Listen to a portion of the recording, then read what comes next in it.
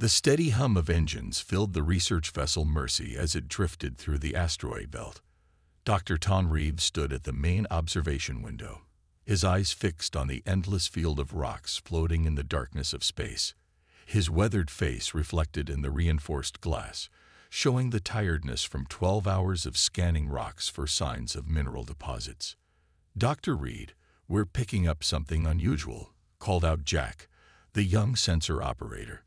His fingers moved quickly across the glowing display. "It's not matching any known mineral patterns." Tom walked over to Jack's station, his boots making soft thuds against the metal floor. The screen showed a pulsing red dot among the usual green markers for asteroids. "Can you enhance the signal?" "Yes, sir." Jack adjusted some controls, and a new set of readings appeared. "Sir, it's giving off biological signatures." Tom's eyes widened. After 15 years of space exploration, he knew that finding signs of life in an asteroid belt was about as common as finding a swimming pool in a desert. "Alert Medical Officer Miller. We need to investigate this." The ship's eye, a practical system simply named Logic, spoke through the overhead speakers. "The signal appears to be coming from what looks like a damaged escape pod, Dr. Reed. It's wedged between two medium-sized asteroids." "Plot a course," Tom ordered. He grabbed the internal communication device. "All hands, this is Dr. Reed. We have a situation that requires immediate attention. This is not a drill." The Mercy carefully maneuvered through the asteroid field, its advanced shields deflecting smaller rocks. As they got closer, the ship's external lights illuminated a sleek, oval-shaped object about the size of a small car. Its surface was dented and scratched, telling a story of a violent journey through space. "Life signs are weak but present," reported Jane Miller as she joined them on the bridge. Her medical scanner was already in her hand. "Whatever's in there is hanging on by a thread." Tom made a quick decision. "Prepare the tractor beam. We're bringing it aboard." "Sir," Logic interrupted. "Protocol suggests we should wait for authorization from Earth Command." "This could be." "There's a life at stake," Tom cut in. "We can deal with paperwork later." The tractor beam engaged, bathing the pod in soft blue light as it gently pulled it toward the Mercy's cargo bay. The rescue team, led by Jane, was already waiting in their protective suits when the pod was secured. "Atmospheric readings show traces of gases similar to our own," Jane reported, examining the pod's exterior. "But there's something else. Elements I've never seen before." Tom approached the pod carefully. Its surface was warm to the touch, and through a small cracked viewport, he caught a glimpse of something that made his heart skip a beat. A soft, pulsing light, barely visible, came from inside. "We need to get it open," he said. "Jack, can you interface with its systems?" Jack connected his tablet to what appeared to be an access panel. "It's using some kind of universal emergency protocol. I think, yes, I can trigger the release mechanism." With a soft hiss, the pod's top section split open like a flower blooming. The team stepped back, hands instinctively moving to their emergency gear. But what they saw made them forget all their training and protocols. Inside, curled up in what looked like a nest of metallic fibers, was a creature about the size of a large dog. Its 6 limbs were tucked close to its body, and its fur, if it could be called that, seemed to shimmer with a failing bioluminescent glow. The creature's chest rose and fell with shallow breaths. "My God," Jane whispered, her medical scanner beeping urgently. "Its life signs are critical. Multiple injuries, severe dehydration, and..." She paused, rechecking her readings. "Some kind of cellular degradation I've never seen before." Tom looked at the dying creature, then at his team. He saw in their eyes the same thing he felt in his heart. They couldn't let this being die, no matter what it was, or where it came from. "Let's get to work," he said firmly. This creature found humanity, and humanity doesn't turn its back on those in need.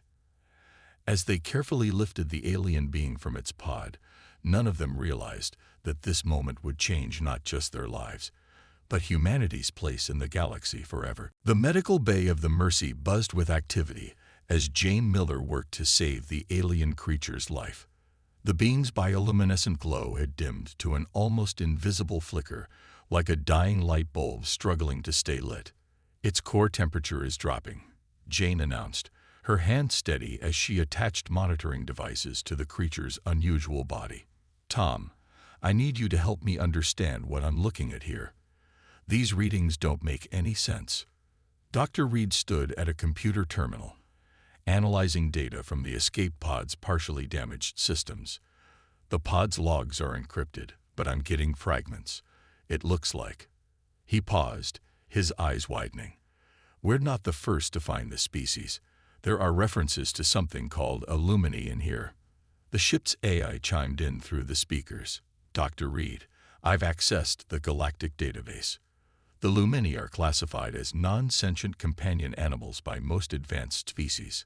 Current survival probability of this specimen, 12.3%. Non-sentient or not, it's alive," Jane said firmly, adjusting a heating pad beneath the creature.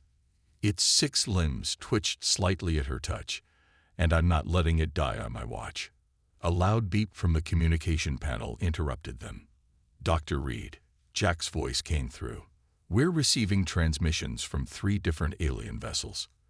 They're asking why we're wasting resources on a pet." Tom felt anger rise in his chest, but he kept his voice steady. "Tell them this is a human vessel, and we save lives. Period." He turned back to Jane. "What do you need?" "Its cellular structure is unlike anything I've seen," she replied, studying a microscope display. "The bioluminescence seems tied to its vital functions. If we can't stabilize it." She didn't need to finish the sentence. Tom returned to the pod data, searching for anything that might help. "Here's something." The pod was maintaining a specific atmospheric mixture, different from ours, but not completely alien. He quickly sent the data to the environmental controls. "Adjusting medical bay atmosphere to match," Logic announced. "Warning: these conditions will require human personnel to wear breathing assistance within 10 minutes. "Then we better work fast," Jane said, already reaching for her breathing mask. She noticed something odd on her scanner. "Tom, look at this. The creature's cells. They're responding to our voices. There's some kind of resonance pattern." Tom grabbed a scanner and confirmed her observation. "It's not just responding. It's trying to communicate. Logic, can you analyze these patterns?" Analysis suggests a form of empathic resonance. The Lumini appears to be attempting to establish an emotional connection. As if responding to these words, the creature's glow brightened slightly. One of its eyes, a striking opal-like orb, opened partially, focusing on Jane's face. "Hello there," she said softly, her maternal instincts taking over.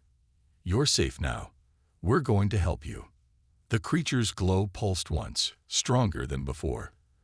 The medical monitors showed a slight improvement in its vital signs.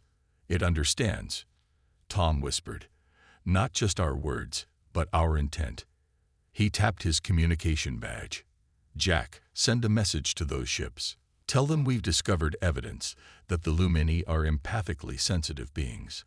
And tell them," he smiled as the creature's glow synchronized with Jane's calm, steady voice, "tell them humanity is officially taking an interest in their welfare." As the team worked through the next several hours, they didn't know they were being watched. Through the communications channels, word was spreading across the galaxy. The humans, that young species from a backwater solar system, were trying to save a creature that most advanced civilizations wouldn't spare a second glance. And in the medical bay of the Mercy, surrounded by humans who refused to give up on it, a lost and injured Lumini began to understand why its ancient species had legends about beings who could see with their hearts as well as their eyes. The Mercy's medical bay had been transformed over the past 24 hours. Special atmospheric processors hummed constantly, maintaining the exact mix of gases the Lumini needed. The temperature was kept at a precise level that felt uncomfortably warm to the humans, but seemed to help their unusual patient. Tom wiped sweat from his forehead as he studied the latest test results. Its cellular structure is actually changing, he said, adjusting his breathing mask. Look at this, Jane. Jane moved to his screen, her eyes widening behind her protective gear. The bioluminescence. It's not just a feature. It's part of how they heal. She looked at their patient, whose glow had strengthened to a gentle blue-green pulse. They literally repair themselves with light. The door slid open, and Jack rushed in, holding his tablet. Dr. Reed, you need to see this. We're getting messages from across the galaxy. Most advanced species. He paused, clearly upset. They think we're foolish. They say Lumini are expensive to maintain and not worth the medical resources. Not worth it. Jane's voice was sharp with anger. How can any living being not be worth saving? The Lumini's glow flickered rapidly, responding to the emotion in the room. Tom noticed and quickly stepped in to calm the situation. Easy, everyone. Strong emotions seemed to affect it. He turned to Jack. What else have you learned? The pod's data is becoming clearer, Jack replied, his voice softer now. Lumini were originally discovered by the Stellar Alliance about 300 years ago. They're treated as exotic pets by wealthy aliens because of their light shows and empathic abilities. But the medical care they need is, he checked his tablet, complex and expensive. Complex is right, Jane agreed, checking the Lumini's vital signs. Its biology is like nothing I studied. The atmospheric requirements alone are challenging. Too much oxygen makes them sick, too little stops their bioluminescence. And the temperature has to be exact. Tom watched as the creature stretched one of its 6 limbs toward Jane, its glow brightening slightly. But look at that response. This isn't just some simple pet. The way it reacts to us, the way it tries to communicate. There's real intelligence here. A small alarm sounded from one of the monitoring devices. The Lumini's glow had started to fade again. No, Jane muttered, rushing to check the readings. The cellular degradation is starting again. We're missing something. She turned to Tom. What else was in that pod? There must have been something keeping it stable during space travel. Tom hurried to the storage area where they'd kept the pod's contents. He began examining everything again, this time with fresh eyes. Among the metallic fibers they'd found, something caught his attention. Tiny crystals that seemed to give off a faint glow of their own. Logic, he called out, analyze these crystals. What are they made of? The ship's AI took a moment to process the scan. The crystals appear to be a form of living mineral, Dr. Reed. They produce a specific wavelength of light that matches the Lumini's own bioluminescence. Jane snapped her fingers. That's it. It's not just about atmosphere and temperature. They need specific light frequencies to maintain their cellular structure. She quickly began adjusting the medical bay's lighting systems. We need to match that crystal's output. As the lights changed to match the crystal's gentle glow, the effect on their patient was immediate. The Lumini's own light strengthened, and its breathing became more regular. One of its opal-like eyes opened fully for the first time, looking directly at Tom and Jane. Welcome back, Tom said softly. The creature's glow pulsed in response, creating a pattern that reminded him of a heartbeat. Unknown to the humans, their actions were causing quite a stir in the galaxy. While advanced species debated the logic of spending so much time and resources on a mere pet, humanity was doing what came naturally to them, helping a life in need, no matter how strange or challenging that life might be. And in doing so, they were about to discover that the Lumini were far more than anyone had imagined. Dad, come quick. The excited voice of 8-year-old Mary Reed echoed through the Mercy's corridors. She was one of the few children aboard the research vessel, part of Earth's program to keep families together during long space missions. Tom rushed to the medical bay, worried something had gone wrong with their alien patient. But when he arrived, he stopped in his tracks, amazed by what he saw. The Lumini was sitting up for the first time, its glow brighter than ever before. More surprising was the way it was interacting with Mary. The creature's light pulsed in perfect rhythm, with Mary's delighted giggles, creating beautiful patterns that danced across the medical bay walls. "Look what we've figured out," Mary said excitedly. "If I think of happy things, it makes happy colors." The Lumini's glow shifted to a warm golden hue, matching Mary's smile. Jane walked in, checking her medical scanner. "This is incredible," she said. "The Lumini's vital signs are stronger than ever." "Mary, how did you do this?" "I didn't do anything special," Mary shrugged. "I just came to visit and talk to it." It looked lonely. She reached out and gently touched one of the Lumini's limbs. The creature's glow rippled with shades of blue and green. "I think it needs a name. Can we call it Nova? Because of the pretty lights." Tom watched in amazement as Nova, the name seemed to fit perfectly, reached out with two of its limbs and very carefully patted Mary's hand. The gesture was so gentle, so deliberate, it erased any doubt about the creature's intelligence. "Logic," Tom called out. "Are you recording this?" "Affirmative, Dr. Reed," the AI responded.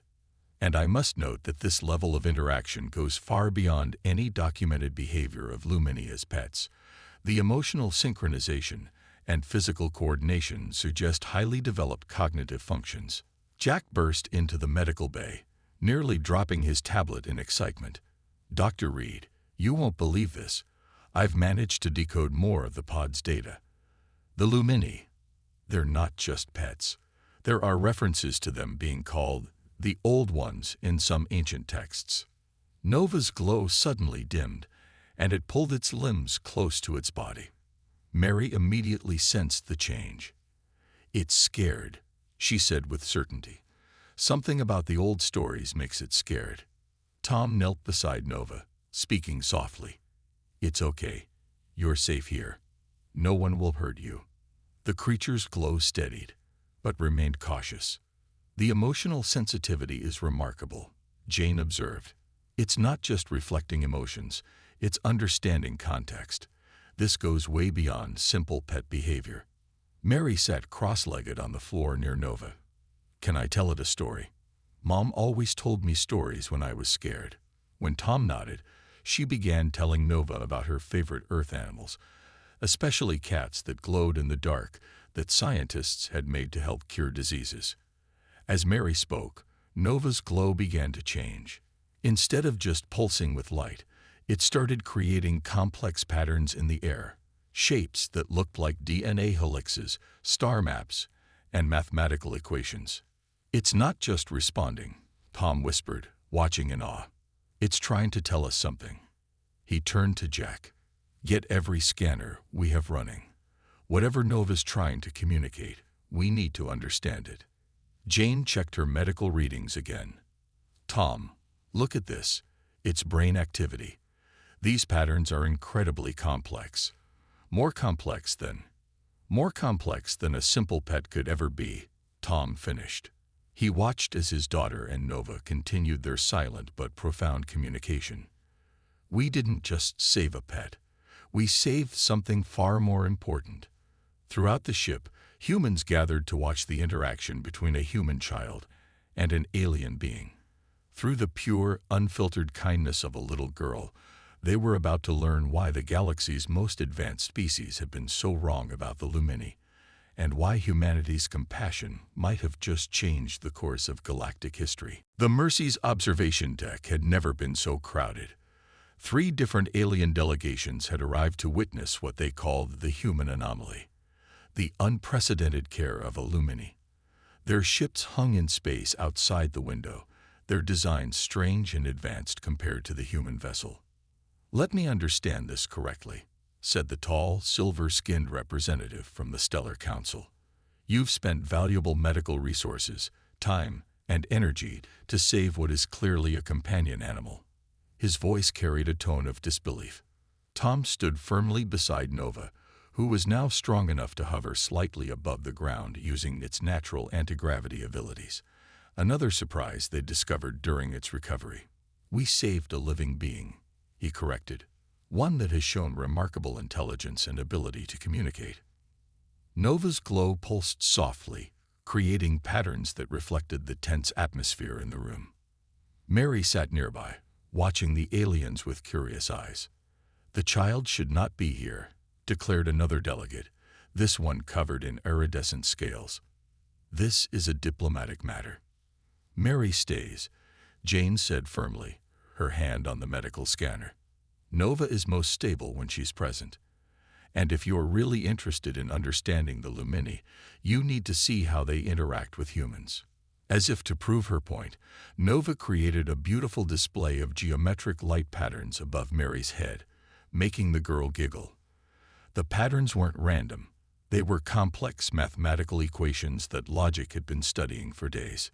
"Impossible," whispered the third delegate, "a being made of crystalline structures. The Lumini are simple creatures. We have kept them as pets for centuries. They cannot." "Cannot what?" Tom challenged. "Cannot think. Cannot feel. Cannot be more than what you decided they were." He gestured to the screen showing Nova's brain activity. "Look at these patterns. This is not the neural activity of a simple pet." Mary stood up and walked to Nova's side. The Lumini immediately adjusted its light to create a gentle, protective glow around her. "Nova is my friend," she said simply, "and friends help each other learn." The silver-skinned delegate stepped forward, his sensors whirring. "The child speaks truth," he admitted reluctantly. "These readings, they suggest levels of cognitive function we never bothered to test for. But why would an advanced species allow themselves to be treated as pets?" Nova's light display changed, showing images of stars, planets, and what looked like ancient civilizations. Logic's voice came through the speakers.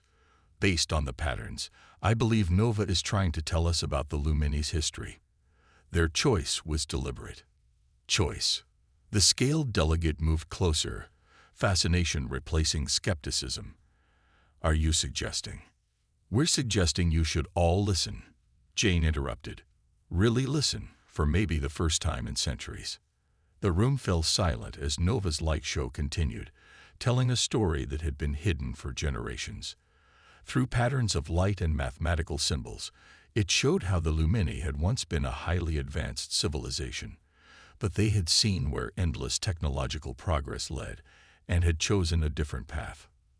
"They chose simplicity," Tom explained, understanding dawning in his eyes.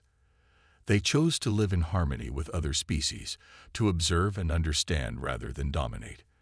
And you all," he looked at the delegates, "you saw what you wanted to see, a simple, pleasing pet." Mary reached up and touched one of Nova's limbs gently. "But they're not simple at all, are they? They're just quiet."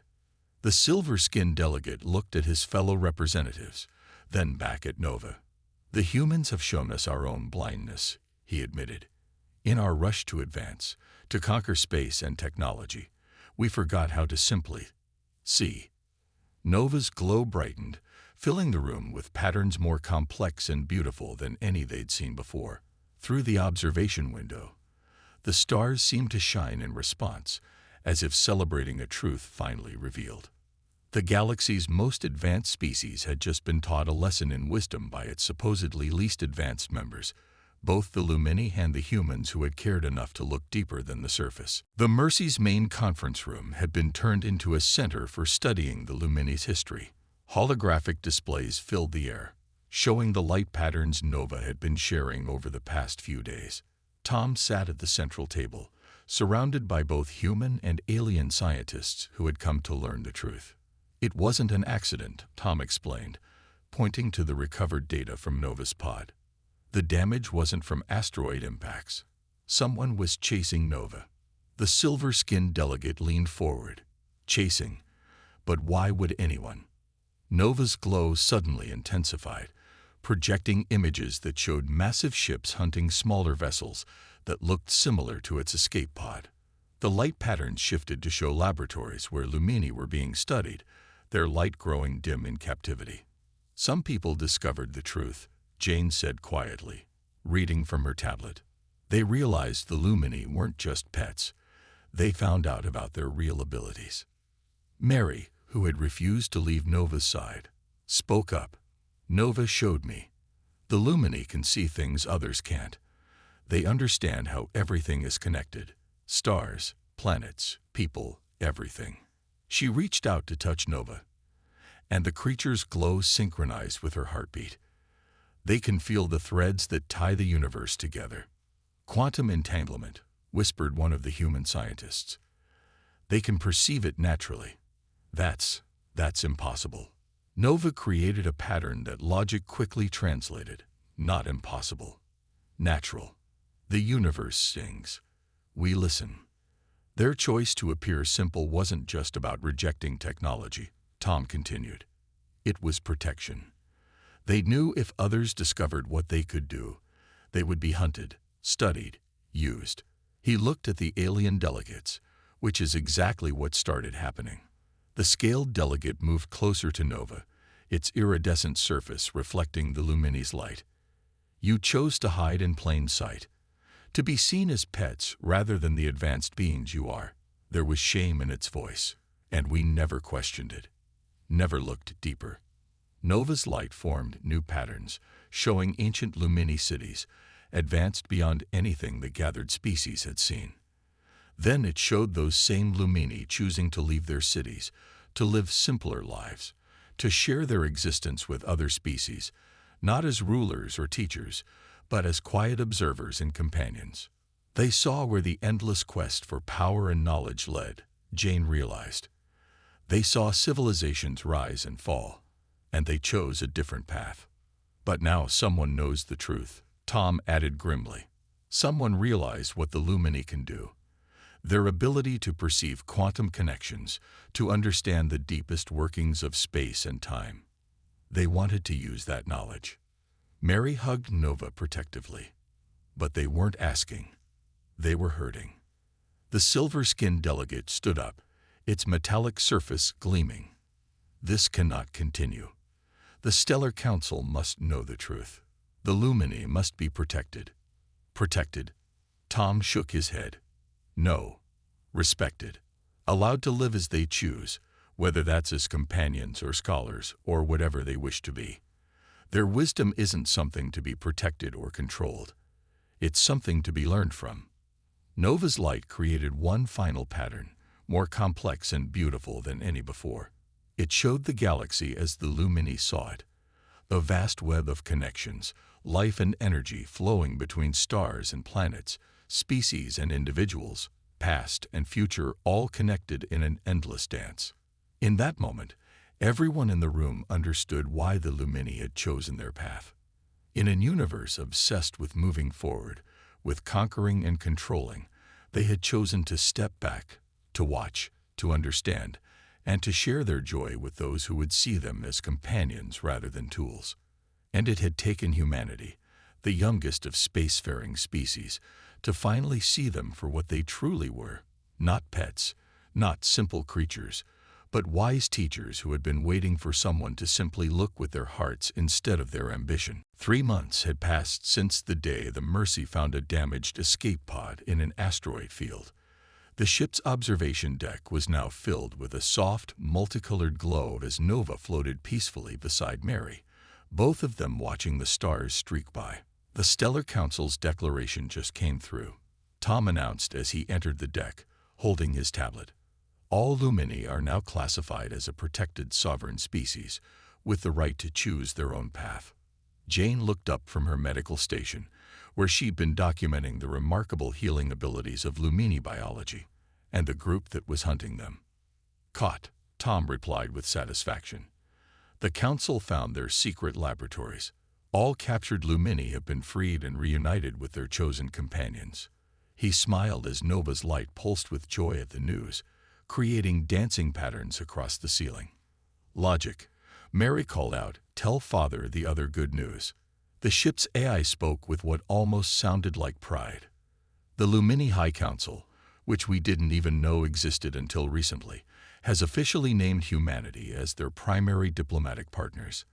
They believe our species has the right balance of technological advancement and emotional intelligence.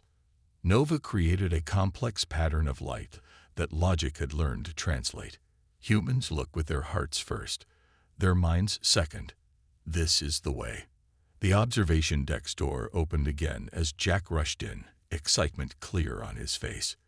Dr. Reed, the first joint human Lumini research center has been approved. They want you to lead it. Tom looked surprised. Me? But I'm just the one who happened to find Nova. Nova's light shifted to show a scene from 3 months ago, the moment when Tom had insisted on saving what everyone else thought was just a pet. The image then changed to show countless stars, with lines of light connecting them like a vast web. Not happened. Logic translated Nova's patterns. Chosen. The threads of time led to this moment. Humans needed to be the ones to find us, to see us. Your hearts were ready. Mary giggled as Nova created a tiny galaxy of lights around her head like a crown. Nova says humans are like baby stars, young and bright, and full of hope. The other species forgot how to hope. They only remembered how to take and use. Jane moved to stand beside Tom, watching the beautiful light display. So what happens now? Will more Lumini come forward, reveal their true nature? Nova's answer came in patterns that showed Lumini living in different ways, some choosing to remain as beloved companions, others emerging as teachers and guides, and some choosing to explore the galaxy alongside humans. Choice. Logic translated. Always choice. This was our gift to ourselves, and now our gift to you. The wisdom to choose your own path, not the path others expect.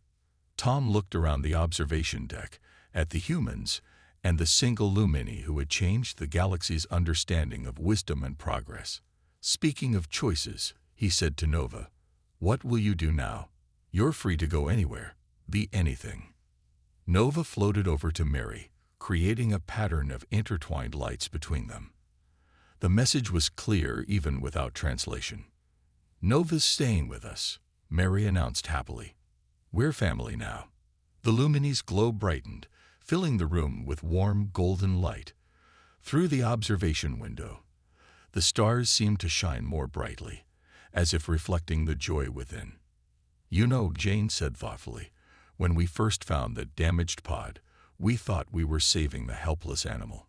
Instead, we helped reveal one of the greatest truths in the galaxy, that wisdom doesn't always look like we expect it to, and sometimes the quietest voices have the most to teach."